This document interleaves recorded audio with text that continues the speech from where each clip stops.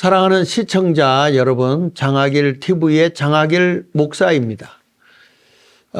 우리나라가 이제 기로에 서 있습니다. 지금은 많은 분들이 그런 얘기를 하죠. 대한민국은 지금 체제 전쟁 중이다.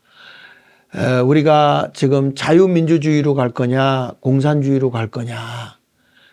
그리고 우리나라가 이 대한민국, 자유 대한민국의 체제를 유지할 거냐, 아니면 반 대한민국 체제로 갈 거냐, 반 국가 세력에 의해서 넘어갈 것이냐, 우리가 한미일 공조를 굳게 할 거냐, 아니면 북중러, 북한, 중국, 러시아와 이렇게 지금 싸움에서 거기에 우리가 같이 예속할 것이냐, 이런 것들에 대해서 지금 얘기를 하고 있습니다. 자유 통일 국가를 갈 거냐, 아니면 공산주의 통일로 갈 것이냐. 이런 것들을 가지고 지금 생각해 보면 어느 틈에 우리나라는 정말 하부 조직까지 완전히 공산주의로 물들어 있다 하는 것을 보게 됩니다. 제가 이 동네의 주민자치회라든지 자치경찰이라든지 이런 모든 것을 보면 완전히 이 문재인 정부 때부터 노골적으로, 물론 뭐 김대중 정부부터 쭉 이어져 나오긴 했습니다만은 문재인 정부 때 아주 요소요소마다 아주 다 진지전을 구축하고 어떻게 힘쓸 수 없을 정도로 아주 뭐 사법부, 입법부, 행정부, 그 다음에 교육계 또는 뭐 이런 기업체 이런 데까지도 다 이 민노총이나 이런 전교조나 이런 세력에 의해서 어려움을 많이 당하고 있는 것을 보게 됩니다. 그래서 이 공산주의의 뿌리에 대해서 오늘 좀 얘기 좀 한번 해보려고 합니다. 지금 마르크스주의와 레닌주의, 이제 소련을 얘기한 무신론을 얘기하죠. 우리 공산주의 뿌리는 사회주의는 하나님을 인정하지 않습니다.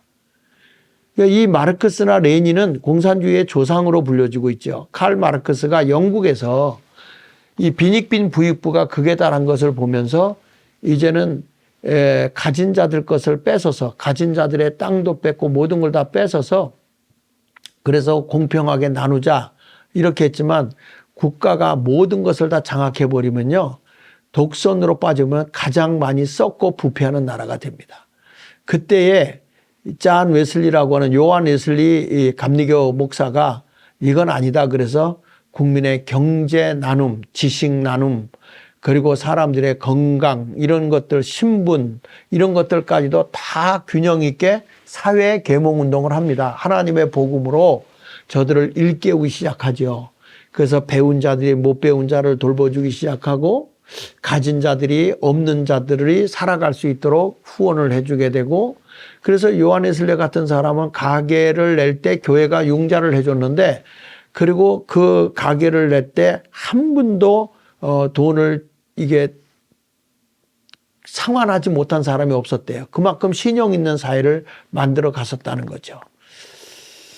근데 여러분 알아야 됩니다. 역사적으로 보면 지금 공산화된 나라들이 하나님이 있습니까? 없습니다. 무신론입니다. 공산주의는 무신론이에요. 그래서 하나님을 인정하지 않고 사람이 절대화되는, 물질이 절대화되는 그런 주의가 공산주의의 뿌리라고 하는 것을 우리는 알게 됩니다.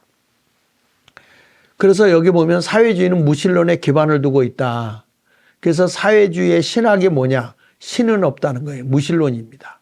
여러분 보십시오. 북한도 그렇지만 중국도 베트남 다 무신론을 채택하고 있습니다. 그리고 종교의 자유가 없어요. 우리가 보면 미국의 제3대 대통령이 있던 그 카이퍼 대통령이 우리가 볼 때 정교분리라고 하는 것을 얘기할 때 그 정교분리가 뭘 얘기하죠? 국가가 종교를 관여할 수 없고 종교가 국가의 잘못된 그런 것을 바르게 비판해서 바르게 갈 수 있도록 진리를 사수하는 게 종교 아니겠습니까? 그런데 이 사회주의는 절대로 종교를 인정하지 않습니다. 그래서 한국의 주사파도요, 어디에다 뿌리를 두고 있습니까? 종교의 자유가 없다는 거. 여기다 뿌리를 두고 있어요. 그래서 얼마 전에 우리가 알듯이 이인영 교수는 한국의 교회가 너무 많다. 한국의 기독교인이 많다. 줄여야 된다. 이런 얘기까지 하지 않았어요? 그러니까 우리가 이런 것을 보면서 왜 우리 교회들이 정신을 못 차리고 있느냐. 그래서 우리는 이 공산주의라고 하는 것은 거짓된 영이거든요. 영적 싸움입니다. 그래서 이 사회주의인 공산주의와 왜 교회는 싸워야 되느냐 하면은 하나님을 대적하는 자들이에요. 그러니까 우리가 보면 중국이란 나라 공산주의가 용이잖아요, 용. 그 지금 우리 잘 아는 도산 안창호 선생이요. 대한민국의 도덕과 윤리를 바르게 세우기 위해서 그분이 외쳤던 말 하나가 딱 있어요. 그게 뭔지 아십니까? 거짓말 하지 않아야 된다는 겁니다. 거짓말 하지 않는 백성, 거짓말 하지 않는 개인. 그럴 때 뭐가 이루어진다고 그랬어요? 신용이 이루어지고 협동이 이루어진다 그랬어요. 그래서 그분은 그 학생들을 가르칠 때에 농담이라도 거짓말하지 마라. 이렇게 가르쳤거든요.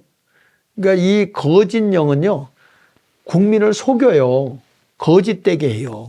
자꾸 잘 된다, 뭐 좋은 세상이 올 거다. 하지만 실질적으로는 사람의 생명의 존엄성도 없고요. 그리고 자신들의 이권을 위해서 사람들의 모든 것을 생명을 천대하고 죽이잖아요. 그러니까 여러분 보십시오. 우리 기독교는 이 하나님을 대적하는 거짓 영과 싸워야 되고요. 그 거짓 영과 싸우는 거에 공산주의와 우리는 싸워야 되는 것입니다. 이 교회가 얼마든지 이거는 싸울 수 있고 명분이 충분한 거 아니겠습니까? 그래서 조선사회민주당, 이게 나중에는 통합진보당, 이게 이제 북한하고 이렇게 자매 결혼했잖아요. 그래서 나중에 이것이 어떻게 됐죠? 우리나라 당에 들어왔을 때 해체됐잖아요. 그리고 작년 4월 달에도 더불어민주당도요, 지금 우리가 이 해체되도록 고발해 놓은 상태예요. 왜? 저들의 사상이 공산주의 사상이니까. 그래서 대한민국의 체제를 붕괴시키는 거기 때문에 지금 이것을 고발해 놓은 상태인데, 지금 우리나라는 입법부까지도 이미 다 공산주의 사상이 다 들어간 거죠. 그러니까 여기 보면은 조선사회민주당에 보면은 정당이 노동자, 프롤레타리아라고는 노동자들, 농민들, 이런 사람들을 가지고 혁명을 일으키는 거잖아요. 이 사람들이 이 정당에 반대하면 반동 세력이에요. 그런데 여기 보면 우리의 통합진보당 이쪽으로 와서도 보면 조선노동당이 이제 북한 같은 경우는 607석, 그 다음에 조선사회민주당이 50석, 천도교 정우당이 22석. 뭐 그래서 다 같은 당인데 이렇게 당을 분리해요. 여러분, 이번에 우리가 알다시피 더불어민주연합이라고 해서 여러 당을 규합을 해서 비례대표에서 나눠 가졌잖아요. 이런 것들이 다 하나입니다. 하나인데 저들은 다 나가서 따로 당을 가진 거 있다가 어떤 결정적인 순간에는 합쳐버리는 거예요. 이게 다 어디서 온 거냐면 조선사회민주당의 영향을 그대로 받아서 이런 일들이 일어나고 있다고 하는 것을 우리는 알아야 됩니다.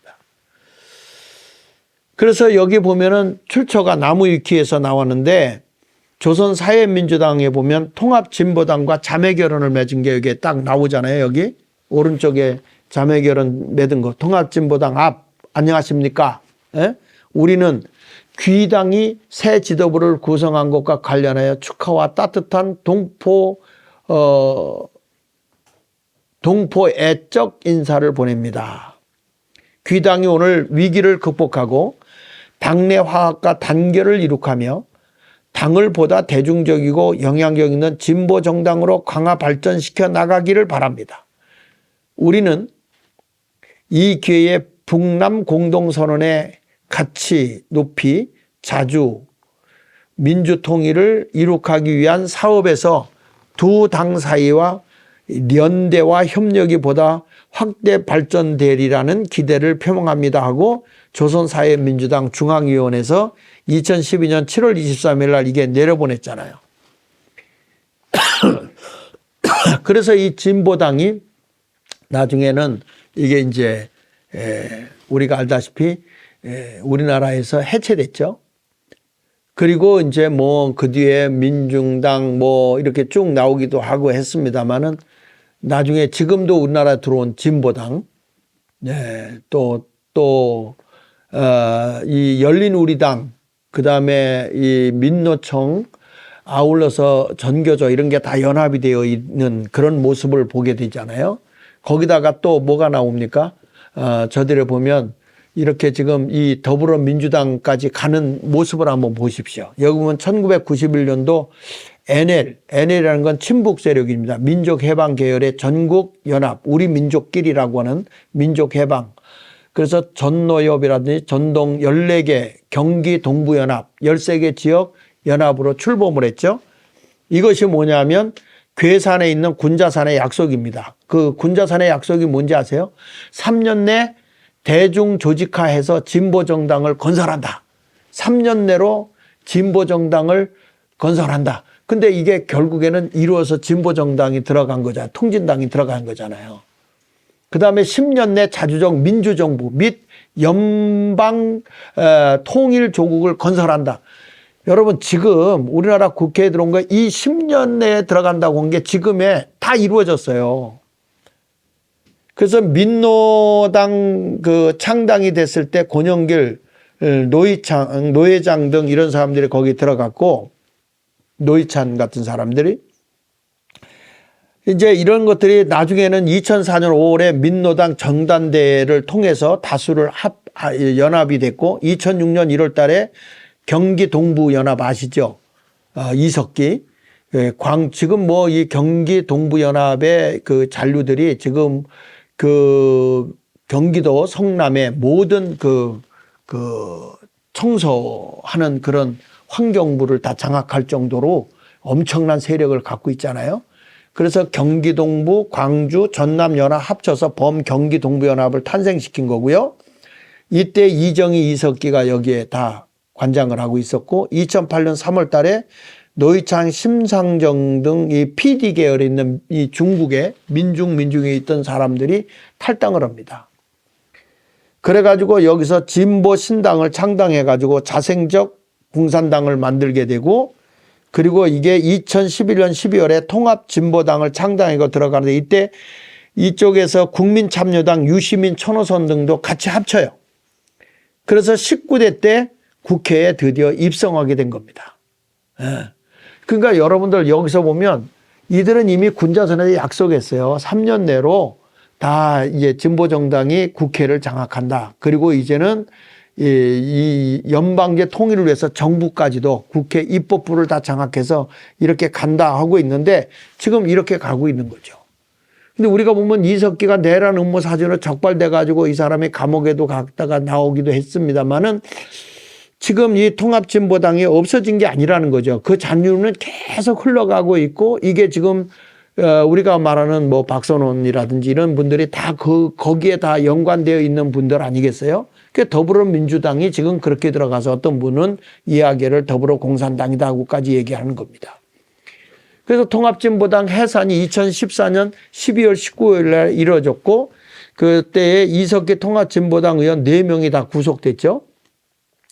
이때에 조직원 130여 명과 가진 비밀회합에서 통신, 유료시설 등 국가기관시설 파괴를 모의하고 인명살상 방안을 협의한 혐의로 이게 들어간 거잖아요.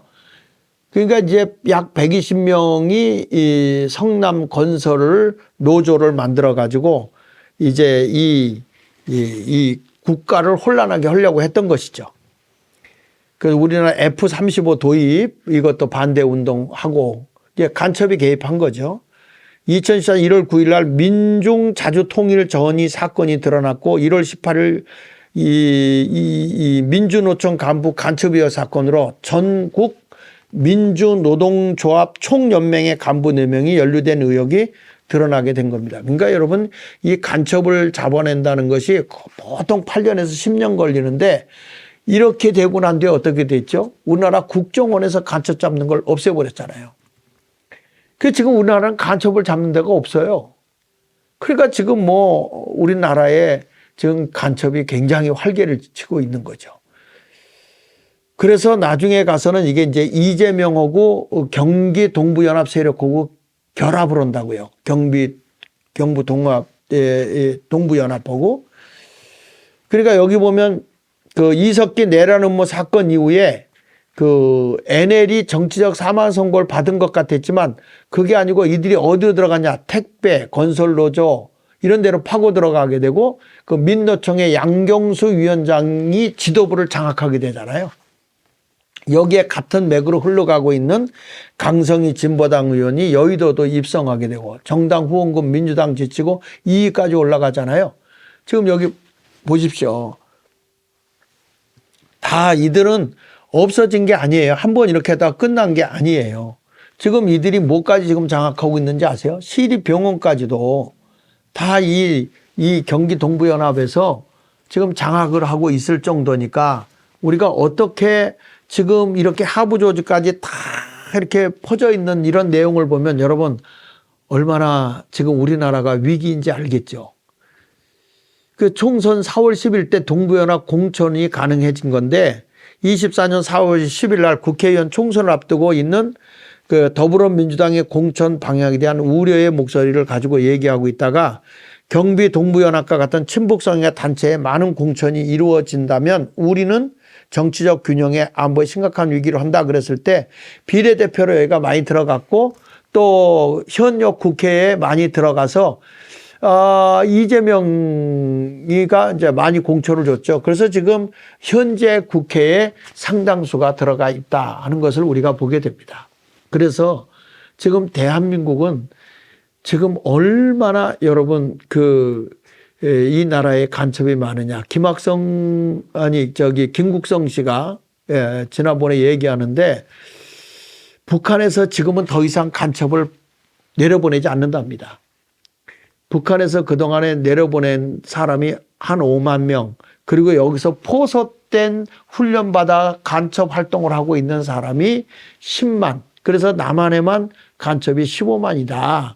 이런 얘기까지 할 정도니까 대한민국이 굉장히 위기죠. 그러니까 진지전을 구축해서 요소요소에 다 진을 치고 있기 때문에 우리 후손들에게 물려질 이 대한민국이 굉장히 위기다라는 생각을 하게 됩니다. 근데 이번에 대통령까지 탄핵을 된 이런 상태는 이게 우연이겠습니까? 내란 수계라는 단어는 대한민국의 단어가 아니고 북한의 단어예요. 그래서 나중에 우두머리로 바뀌지 않습니까? 이런 것을 우리가 살펴보면서 우리 국민을 제가 좀 깨우기 위해서 오늘 이 말씀을 여러분에게 말씀드리는 거예요. 대한민국이 주민자치회부터 시작해서 또 동네 이 당까지도 다 만들어져 있잖아요. 자치경찰 되어 있죠.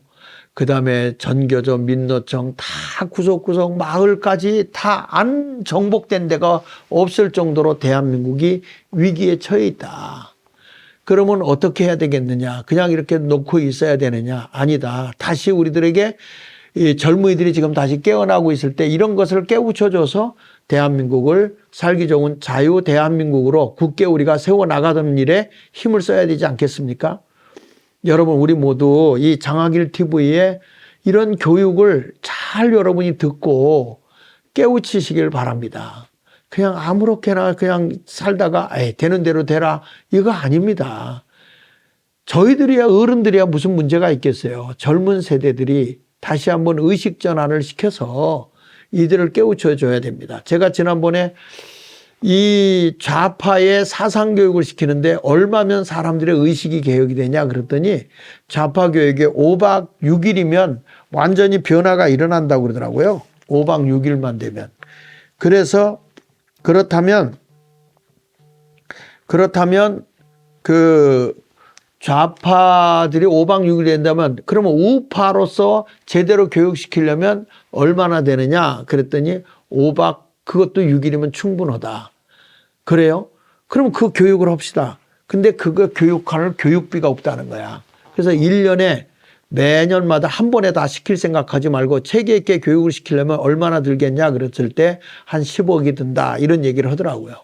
그래서 그러면 뭐 10,000원씩 우리가 10,000명만 모집해 놓으면 되지 않을까? 이런 생각을 해가지고 제가 이제 10,000원 운동 10,000명 그걸 지금 해서 우파 교육을 하려고 했는데 현재 보니까 그게 쉽지 않더라고요. 한 200여 명 이제 회원이 들어오기도 했는데 여러분들의 기도로 많이 도와주셨으면 우리 대한민국 체제를 바로 세우는 일에 힘쓰고 애쓰도록 하겠습니다. 그 사명이 저에게 주어졌다고 저는 생각하고 있기 때문에 여러분들 나라가 이 지경까지 가 있다는 것을 한번 다시 깨닫고 우리가 깨어 기도하고 정신 차리도록 우리 모두 함께 나라 살리는 일에 동참해 주시기를 부탁드립니다. 감사합니다.